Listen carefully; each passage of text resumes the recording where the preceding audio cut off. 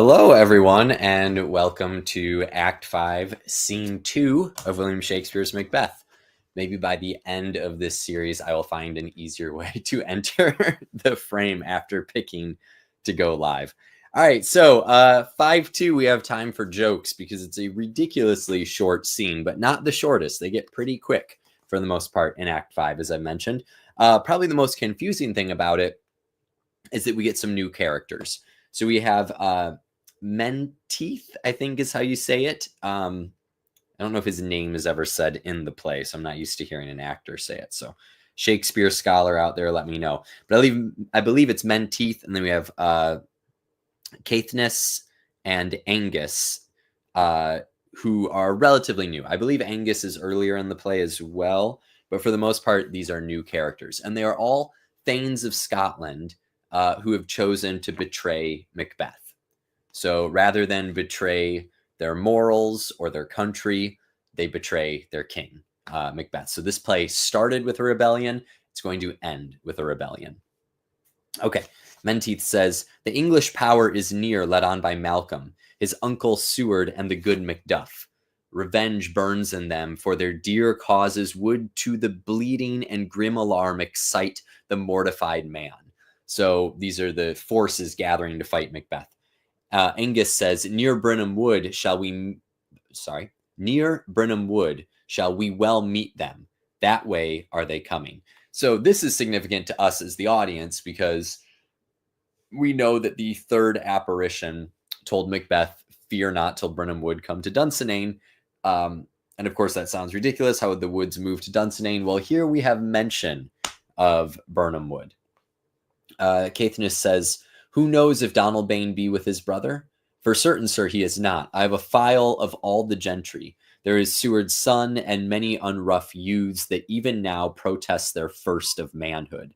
So this is an interesting little detail, that Donalbain is not there. And there's some really creative takes on this that we'll talk about at the end of the play. Some directors and people who've adapted it, who have thought about how Donalbain could fit into the story since he's not there. But for our purposes, he's not there. And a lot of young people are joining, right? Unrough youths that even now protest their first of manhood, meaning they're basically kids, but they're called on to fight. They ask, "What does the tyrant? Great Dunsinane he strongly fortifies. Some say he's mad, others that lesser hate him do call it valiant fury. But for certain he cannot buckle his distempered cause within the belt of rule." So very interestingly there, this different opinions on Macbeth. He is going to go down fighting if he's going to go down. And they say, like, some people think he's insane. Some people think it is a valiant fury, right? Macbeth is still the hero of this play. We might be watching the hero's descent into evil, but he is, the hero in many regards still. So there is something heroic about him of wanting to fight till the bitter end, even if he's turned into an absolute monster by this way. So a lot of things going against Macbeth right now. The English are invading. Half the Thanes have rebelled against him, but he is in the best castle in the entire country, and he has fortified it, and he knows how to win battles. So we're gearing up for a big fight here. Angus says, "Now does he feel his secret murders sticking on his hands. Now minutely revolts, upbraid with faith breach. Those he commands move only in command, nothing in love.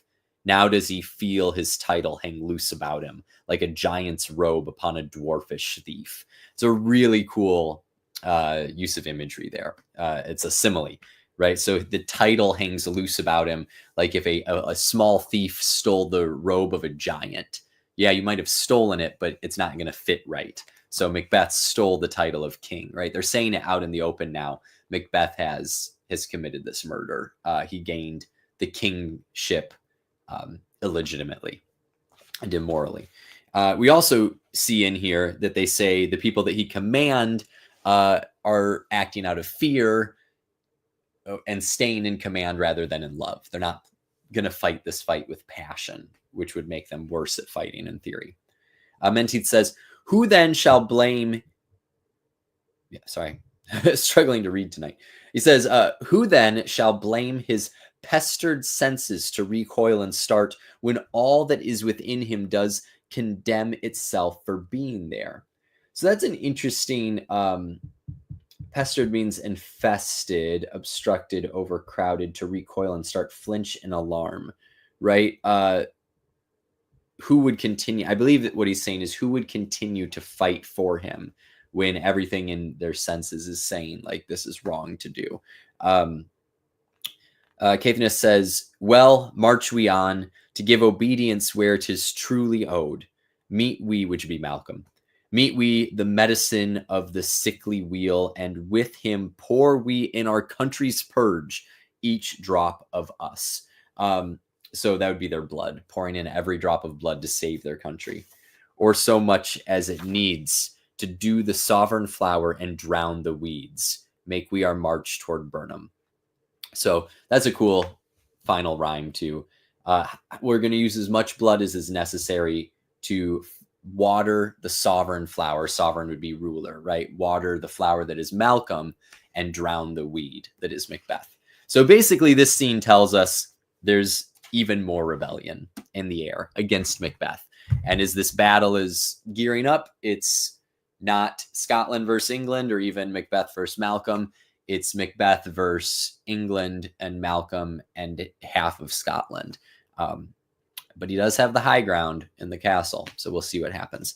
So anyway, that is scene 2. Hopefully that all made sense to you. If you have questions, feel free to ask them in the comments. And as always, if you're at all interested in buying any notebooks or writing utensils, like the wonderful, highly regarded Blackwing Colors set available at Field Notes, or the larger than usual Chicago sign set, those are available on the Field Note website. Love these notebooks. If you're interested in buying them, you can get 10% off with the code down in the description, and it helps out the channel. So appreciate it. I'll see you in the next scene. Happy reading. Almost done with the play. See you next time.